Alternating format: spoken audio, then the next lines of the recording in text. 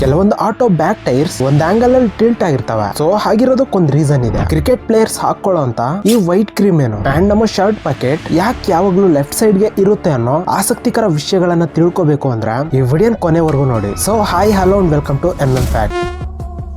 ನಿಮ್ಮಲ್ಲಿ ತುಂಬಾ ಜನಕ್ಕೆ ಟೀ ಇಲ್ವಾ ಕಾಫಿ ಕುಡಿಯೋ ಅಭ್ಯಾಸ ಇದ್ದೇ ಇರುತ್ತೆ. ಸೊ ಅಂತವ್ರು ಒಂದು ದಿನ ಅದನ್ನ ಸೇವಿಸಿಲ್ಲ ಅಂದ್ರೆ ಏನೋ ಕಳ್ಕೊಂಡಿರೋ ಹಾಗೆ ಅನ್ಸುತ್ತೆ. ಸೊ ಈ ಟೀ ಕಾಫಿಗಳಲ್ಲಿ ಯಾವ್ದು ಒಳ್ಳೇದು ಅಂತ ಕೇಳೋದಾದ್ರೆ ಕಾಫಿಗಿಂತ ಟೀನೇ ಒಳ್ಳೇದಂತ ನಮ್ಮ ಇಂಡಿಯನ್ ಸರ್ವೆ ಹೇಳ್ತಿದೆ. ಯಾಕಂದ್ರೆ ಕಾಫಿಗಿಂತ ಟೀ ನಲ್ಲಿ ಕೆಫೈನ್ ಕಡಿಮೆ ಇರುತ್ತೆ. ಅದರಲ್ಲೂ ಕಾಫಿ ಅಸಿಡಿಟಿಯನ್ನ ಹೆಚ್ಚು ಮಾಡುತ್ತೆ. ಹಾಗಂತ ಕಾಫಿಯನ್ನ ಕುಡಿಲೇಬಾರ್ದಂತಲ್ಲ. ಕಾಫಿ ಆಗ್ಲಿ ಟೀನೇ ಆಗ್ಲಿ ದಿನಕ್ಕೆ 2 ಕಪ್ಸ್ ಗಿಂತ ಜಾಸ್ತಿ ಕುಡಿಬಾರ್ದು. ಅಂಡ್ ಇನ್ನೊಂದ್ ಮೈನ್ ವಿಷಯ ಏನಂದ್ರೆ ಇದನ್ನ ಜಾಸ್ತಿ ಹೊತ್ತು ಕುದಿಸಬಾರ್ದು. ಮಾಡಿದ್ರೆ ಅದರಲ್ಲಿರೋ ಆಂಟಿ ಆಕ್ಸಿಡೆಂಟ್ಸ್ ಎಫೆಕ್ಟ್ ಆಗ್ತವೆ. ಅದರಲ್ಲಿ ಶುಗರ್ ಕೂಡ ಆದಷ್ಟು ಕಡಿಮೆಯಾಗಿ ಹಾಕ್ಬೇಕು.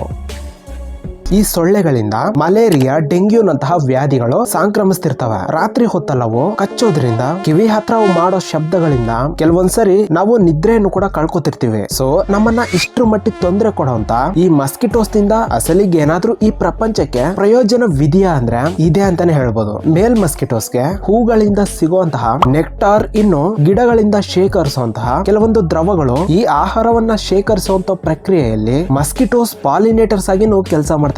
ಇವುಗಳಿಂದ ಪಾಲಿನೇಷನ್ ನಡೆದು ಇನ್ನು ಸುಮಾರು ಗಿಡಗಳನ್ನು ಗ್ರೋ ಆಗ್ತಾ ಬರ್ತವೆ. ಈ ಸೊಳ್ಳೆಯಿಂದ ಇನ್ನೊಂದು ಪ್ರಯೋಜನವೇನು ಅಂದ್ರೆ ನೀರಿನ ಮೇಲೆ ಅವಿಡೋ ಮೊಟ್ಟೆ ಅಂಡ್ ಅದರಿಂದ ಬರೋ ಲಾರ್ವಾ ಈ ಫಿಶಸ್ ಗೆ ಹಾಗೆ ಕೆಲವೊಂದು ಕೀಟಕಗಳಿಗೆ ಆಹಾರವಾಗ್ತಿವೆ. ಈ ಲೈಸರ್ಡ್ಸ್ ಅಂಡ್ ಫ್ರಾಗ್ಸ್, ಸಾಲಿಡ್ಸ್ ಗಳಿಗಂತೂ ಇದೇ ಪ್ರಧಾನ ಆಹಾರ.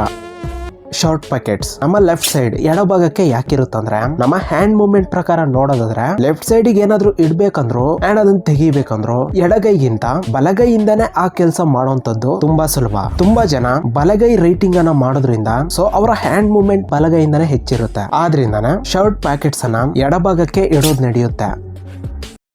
ನೀವು ಗಮನಿಸಿರೋದಾದ್ರೆ ಆಟೋದ ಹಿಂದಿನ ಟೈರ್ಸ್ ಈಗ ಒಂದು ಆಂಗಲ್ ಶೇಪ್ ನಲ್ಲಿ ಟಿಲ್ಟ್ ಆಗಿರುತ್ತೆ. ಹಾಗಿರೋದಕ್ಕೊಂದು ರೀಸನ್ ಇದೆ. ಅದನ್ನೇ ಕ್ಯಾಂಬರ್ ಆಂಗಲ್ ಅಂತಾರೆ. ಟೈರ್ಸ್ ಈಗ ಆಚೆಗೆ ಬಗ್ಗಿದ್ರೆ ಅದನ್ನ ಪಾಸಿಟಿವ್ ಕ್ಯಾಂಬರ್ ಅಂತಾರೆ. ಆ ಆಟೋ ಖಾಲಿಯಾಗಿದ್ದಾಗ ಟೈರ್ಸ್ ಈಗ ಪಾಸಿಟಿವ್ ಕ್ಯಾಂಬರ್ ನಲ್ಲಿ ಇರ್ತವೆ. ಆ ಆಟೋದಲ್ಲಿ ಯಾವಾಗಾದ್ರೆ ಲೋಡ್ ಬೀಳುತ್ತೋ ಆಗ ಆ ಭಾರಕ್ಕೆ ಟೈರ್ ಸ್ವಲ್ಪ ಒಳಗ್ ಬಗ್ಗಿ ಟೈರ್ ಸ್ಟ್ರೈಟ್ ಆಗಿ ಹೋಗ್ತವೆ. ಇದನ್ನ ನ್ಯೂಟ್ರಲ್ ಕ್ಯಾಂಬರ್ ಅಂತಾರೆ. ಈ ಪೊಸಿಷನ್ ಅಲ್ಲಿ ಇದ್ದಾಗ ಆ ಟೈರ್ಸ್ ಪೂರ್ತಿಯಾಗಿ ರೋಡ್ ಅನ್ನ ತಾಕೋದ್ರಿಂದ ರೋಡ್ ಅಲ್ಲಿ ಒಂದೊಳ್ಳೆ ಗ್ರಿಪ್ ಇರುತ್ತೆ.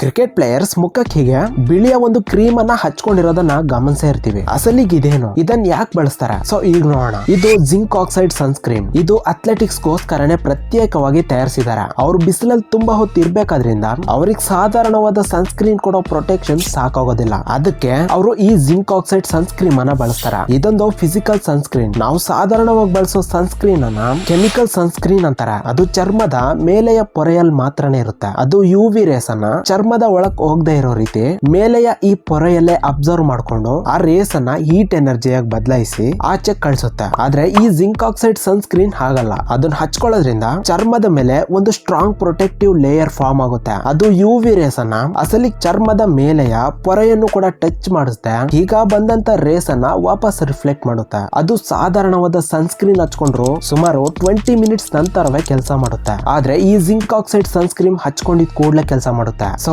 ಇದು ಇವತ್ತಿನ ವಿಡಿಯೋ ಇಷ್ಟ ಆದ್ರೆ ತಪ್ಪದೆ ಒಂದು ಲೈಕ್ ಮಾಡಿ ಅಂಡ್ ಇದೇ ರೀತಿಯ ಇನ್ನೂ ಕೆಲ ಇಂಟ್ರೆಸ್ಟಿಂಗ್ ವಿಡಿಯೋಸ್ಗೋಸ್ಕರ ತಪ್ಪದೆ ಈ ನಮ್ಮ ಚಾನಲ್ ಅನ್ನ ಸಬ್ಸ್ಕ್ರೈಬ್ ಮಾಡೋದನ್ನ ಮರಿಬೇಡಿ. And thank you for watching.